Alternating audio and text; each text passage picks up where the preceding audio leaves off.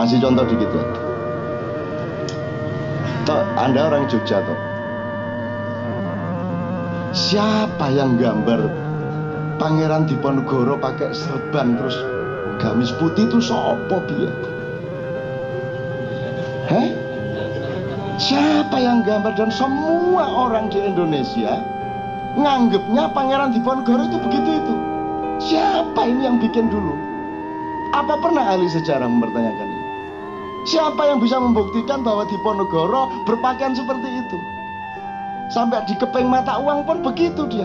Sing nganggo emang Pangeran Obi Diponegoro. Siapa ini dulu, siapa yang bilang Pangeran Diponegoro pakai serban itu? Siapa? Saya ingin ada ahli sejarah membuktikan itu.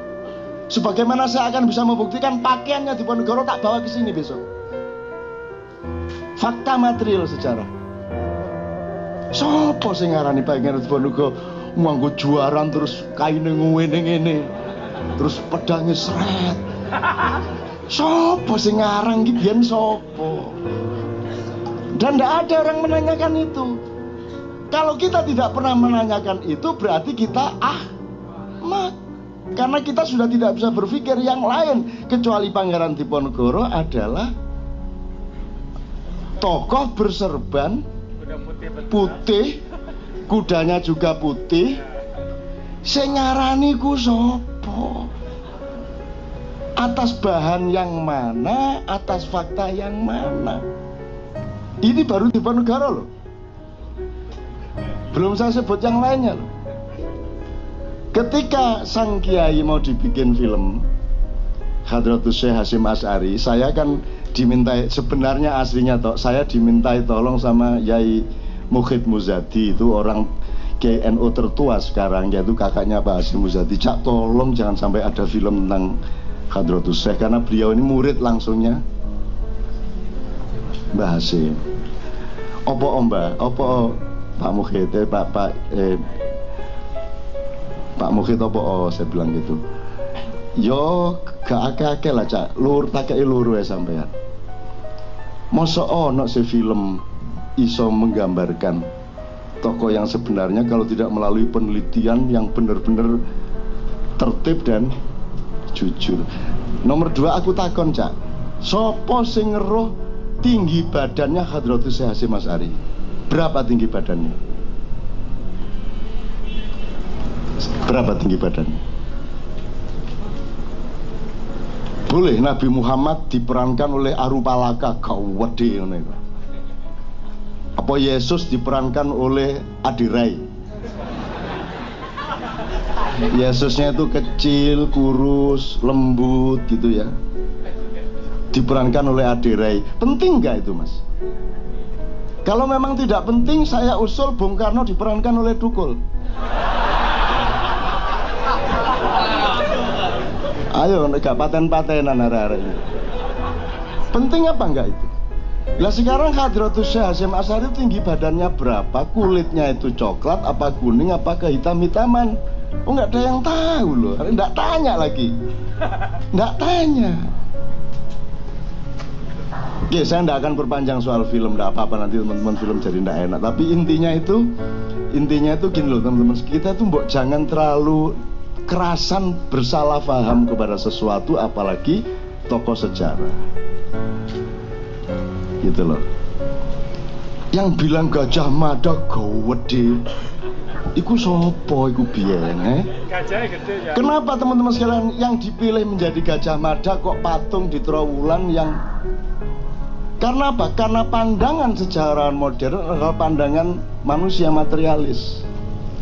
Kenapa manusia materialis? Gini loh. Kan kita pernah kasih, Sabrang pernah kasih teori. Islam abad 8 tidak diterima meskipun sudah datang ke sini karena yang bawa pedagang. Dalam aspirasi masyarakat tradisional kita selama puluhan abad, yang tertinggi adalah Brahmana, rohaniawan, baru kesatria, gitu, baru cendekiawan, baru pendekar, gitu kan, baru sudra itu ya pedagang segala macam itu. Nah yang bawa pedagang, saudagar tidak diterima oleh orang Islam, orang Indonesia, orang Jawa waktu itu di Pulau Jawa lah. Tapi ketika yang datang bahwa Islam adalah kaum Brahmana, Syekh Maulana Malik Ibrahim, sampai kemudian Sunan Giri, Sunan Ampel, sampai kelak ke Sunan Kalijogo, Sunan Muria, Sunan Gunung Jati, karena mereka semua kaum Brahmana. Dalam arti mereka itu kalau dalam politik negarawan, kalau dalam kebudayaan budayawan, kalau dalam Islam sufi, kan gitu kan? Kalau di dalam kalau di dalam kreativitas budaya namanya panembahan, begawan, pokoknya yang substansinya rohani. Maka dipercaya karena memang yang bawa adalah orang yang tertinggi derajatnya menurut pandangan masyarakat. Nah, ketika kita modern, kita dibelandakan oleh Belanda, oleh VOC, cara berpikir kita terbalik. Yang tertinggi adalah orang kaya, yaitu saudagar. Baru di bawahnya orang berkuasa, di bawahnya lagi orang kuat, preman, yang bisa 1000 orang di jalanan tanpa helm, itu kan kekuatan, kan begitu kan? Baru orang pinter. Nah, orang pinter ini mengabdi rame-rame. Kalau sudah pergantian kabinet, UGM ngambil departemen apa, pokoknya pokoknya nek wis iki dadi menteri engko wis kiwa tengene kabeh nek gak UNER ya ITS, terus engko sapa dirjene ya sapa, pokoknya orang-orang sekitarnya. Jadi orang-orang pintar ini mengabdi kepada orang kuat, orang kuasa, dan orang kaya. Yang terbawah adalah rohaniawan Wijayanto, ya toh, Matar, ya toh, mulane omah gak duwe-duwe sampai saiki, ya toh, didol ya gak payu-payu, ya toh. Jenenge namanya juga rohaniawan. Itu loh. Nah, sejarawan modern itu berpikir saudagar, berpikir material. Maka ketika dia membayangkan Gajah Mada adalah seorang pendekar besar yang melakukan sumpah palapa, dan dia panglima perang yang melintas pulau, melintas benua, menaklukkan berbagai macam tempat di Eropa Selatan sampai Afrika, sampai seluruh Asia, maka bayangannya dia mesti preman besar, kan gitu kan? Terus didoloi rai sing kawedhe serem lah, itu karena pandangannya materialis. Padahal Gajah Mada itu kurus. Kalau di wayang, Anda lihat nanti cari wayang Begawan Abiyasa, itu Gajah Mada sosoknya seperti itu. Dan dia seorang rohaniawan. Kalau dia tidak rohaniawan, kalau dia tidak begawan, kenapa dia pakai jadi panglima perang? Kenapa dia tidak jadi raja aja? Wong dia paling kuat, paling hebat, paling sakti, paling tahan.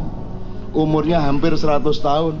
Kalau Sunan Kalijogo sampai 126 tahun. Ini Sunan Kalijogo rada-rada kaya aku lah.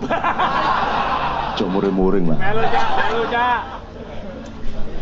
Ya guyon tapi ya temenan. Melu aku. Amin apa ne amin. Amin wis di Freeport saya.